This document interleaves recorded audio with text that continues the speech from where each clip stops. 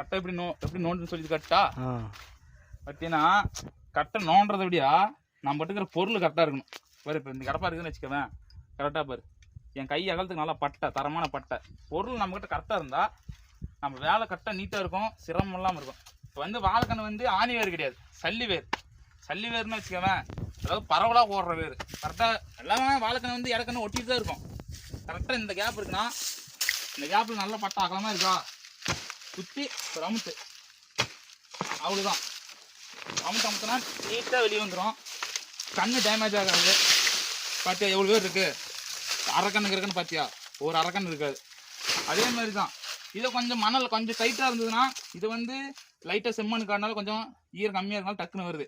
இதை மணல் அதிகமாக இருந்தால் இந்த இடத்துல லைட்டாக கட் பண்ணிடணும். ஏன்னா இது பரவலான வேறு, கட் பண்ணி எடுத்தால் இந்த கண்ணு வந்துடும். இப்போ பார்த்தீங்கன்னா இந்த கண்ணு நல்லா ஒட்டிகிட்டு தான் இருக்கா, அவ்வளோதான், ஈஸியாக எடுத்துடலாம். ஆனால் வந்து நம்ம வச்சுக்கிற பொருள் எல்லாம் கரெக்டாக தரமாக இருக்கணும். பார்த்தா இந்த கடப்பார் உணர்த்து தானே, கரெக்டாக பாரு, கரெக்டாக அகலத்துக்கு நல்லா கரெக்டாக வச்சுருக்க. இப்போ வந்து அந்த இடத்துல எடுத்து நோண்டிட்டுமா சும்மா அப்படி குத்துறோம், ரமுத்து, அவ்வளோதான். எடுத்து போட்டு போயிட்டே இருக்கலாம். இன்னைக்கு பார்த்தோம்னா ஒரு 1000 கன்று எடுக்க வந்தோம், கரெக்டாக ஒரு 8 மணிக்கு வந்துருக்குமா,